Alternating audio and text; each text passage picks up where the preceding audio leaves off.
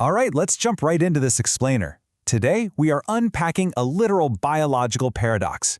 We're looking at how one single category of chemical compounds, antioxidants, can be used to treat two completely opposite skin conditions.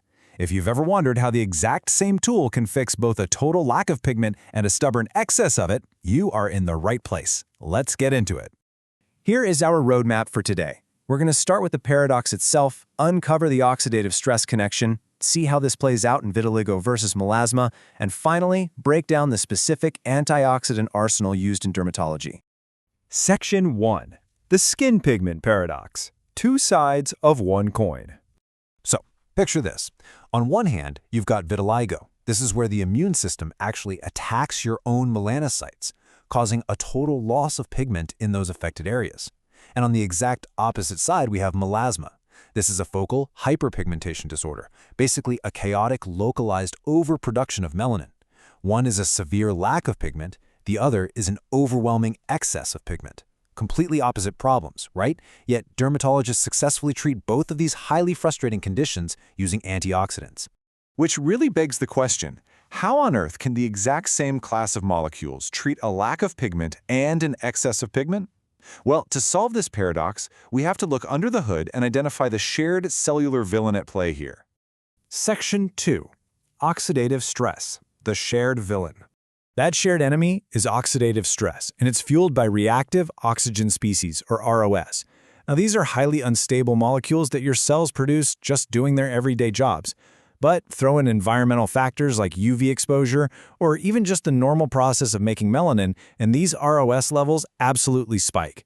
When they build up, they cause massive oxidative stress, which completely disrupts the harmony of our skin cells and triggers severe inflammatory cascades.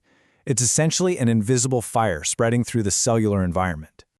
To really visualize this, think of the melanocyte, the cell that gives your skin its color, as a microscopic pigment factory. And the melanosomes it produces, those are the shipping packages. Oxidative stress is quite literally a fire breaking out on the factory floor.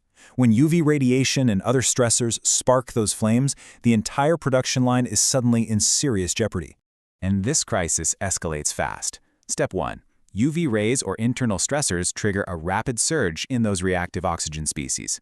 Step 2. All this oxidative stress causes proteins inside the cell to misfold, starting what's called the unfolded protein response. Basically, the factory hits the panic button. Step 3. The cell starts churning out distress signals, chemokines like CXCL16. And finally, Step 4. Those signals recruit immune cells, creating a vicious, destructive loop of inflammation. The factory is officially in a state of emergency. Section 3. Vitiligo, protecting the factory. So what exactly happens in vitiligo? Well, patients with vitiligo naturally have significantly elevated oxidative stress. Their built-in antioxidant defenses are just completely deregulated. This massive stress acts like a giant flare, signaling the immune system, specifically cytotoxic T cells, to step in. And sadly, they mistakenly but fatally attack the pigment factories. The melanocytes just die off, leaving behind those depigmented patches of skin. But this is where antioxidants step in to save the day, acting as a crucial shield to stop that cell death. Take polypodium leukotomas, for instance. It acts almost like a fire blanket. Clinical trials show it actually boosts the skin's UV tolerance, what we call the minimal erythema dose, by up to 20%. That actively protects these cells from the initial UV damage and the immune destruction that follows. We've also got ginkgo biloba, which drops inflammatory markers like IL-6 to physically stop the disease from spreading. And topical treatments like catalase and superoxide dismutase, they go straight to the source, restoring that oxidative balance before the immune system even realizes there's a fire. Okay, but wait.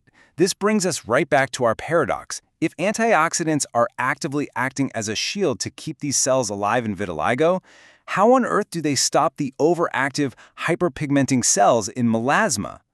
Section 4. Melasma. Halting the machinery. See, in melasma, oxidative stress doesn't trigger cell death. Instead, the damage is multifactorial, and it basically hyperstimulates the melanocyte. It's like the fire in the factory melted the off switch. The cells just cannot stop pumping out pigment. The machinery goes completely rogue, causing that localized overproduction of melanin that leads to those frustrating dark patches. To fix this, antioxidants completely flip their role. They go from being shields to being brakes. Clinical data reveals that melasma-targeted antioxidants universally inhibit an enzyme called tyrosinase, which is the key starter engine for melanin production. Vitamin C dose-dependently shuts this enzyme down. Silymarin is actually so good at this that trials show it rivals standard hydroquinone. Niacinamide takes a slightly different route. It literally blocks the shipping packages, the melanosomes, from ever leaving the factory. And we've got other proven depigmenting antioxidants too, like cysteamine and azelaic acid, all jamming up this overactive machinery. And if you want hard proof, the data is absolutely undeniable. Looking at the results from a massive meta-analysis, vitamin C clearly and consistently reduces melasma severity scores across multiple clinical trials. You can see the overall clinical effect shifting significantly in favor of the treatment. It's not just a nice theory we talk about, it is proven, reproducible science right there in the dermatology clinic. Section 5. The Antioxidant Arsenal. When we distill all this trial data down, one thing becomes crystal clear. Choosing the right antioxidant requires absolute microscopic precision. You really have to match the tool to the specific condition. Treating melasma? You need things like vitamin C or silymarin to heavily inhibit tyrosinase, or niacinamide to block that melanosome transfer. Treating vitiligo? You're going to want ginkgo biloba to lower chemokines and block the immune attack. And then you have these fascinating multitaskers, like Polypodium leukotomos, that can actually do a bit of both by boosting UV tolerance and dropping overall inflammation. If there is one massive takeaway you remember from this explainer, it's this. Antioxidant isn't just a generic buzzword. It covers a huge, diverse arsenal of very specific tools. Their clinical success relies on totally different microscopic pathways. Sometimes it's tyrosine inhibition, sometimes it's UV protection. It's slamming on the brakes versus building a shield. The ultimate secret to making these treatments actually work is perfectly matching that specific chemical mechanism to the disease pathway. And honestly, it just leaves you wondering, as we keep decoding the incredible microscopic machinery of our own cells, what other biological paradoxes are out there for antioxidants to solve? What other massive medical mysteries are just waiting for the exact right intervention? Thanks for exploring this fascinating paradox with me today, folks. Stay curious, and I'll catch you in the next explainer.